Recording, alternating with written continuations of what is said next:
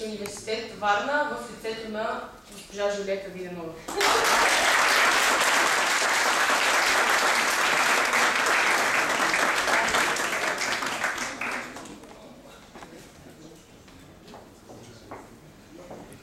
И сега, нека на сцената да дойдат, освен най-красивите, но и според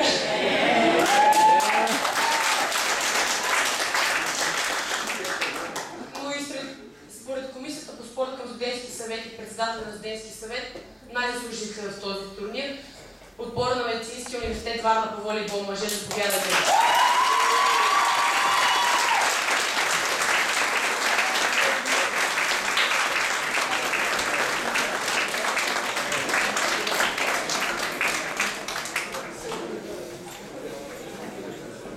Да връчи златните медали, ще помоля господин Преслав Пенев.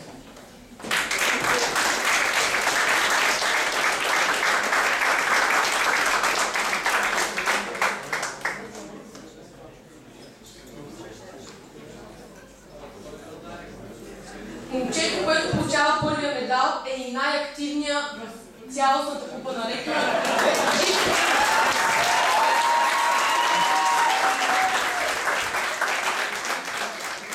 Капитан на волейболния отбор на Медицинския университет Варна, Явор, 4-ти курс.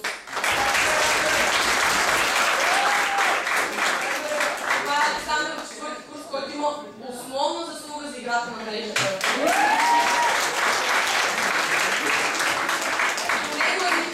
Който е много вклонен в отбора, но се надяваме занапред да тренира по-упорито. И Димитър Игов от 4-ти курс медицина. Позвейте още веднъж тези.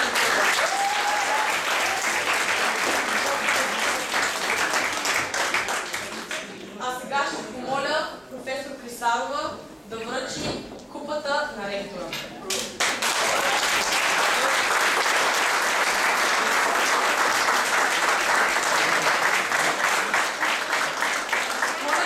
Моля капитан да излезе отпред.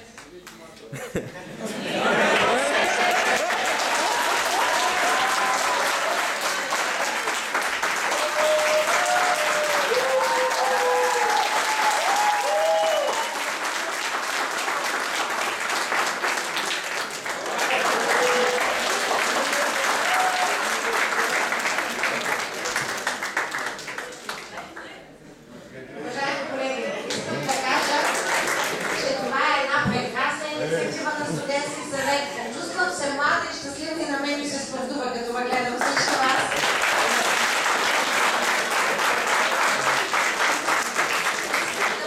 Все така усмихнати, все така ентусиазирани, да запазите този живот, тази същност, която вие имате. Защото всички вие сте победители. Победители сте за това, защото учите, победители сте за това, защото спортувате, победители сте за това, защото сте хора. И ще успявате и ще вървите напред. Честито на всички!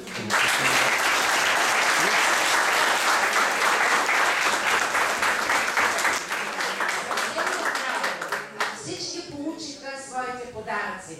Признавам вина на ръководството. Искам да изразя изключителна признателност и благодарност на Ева.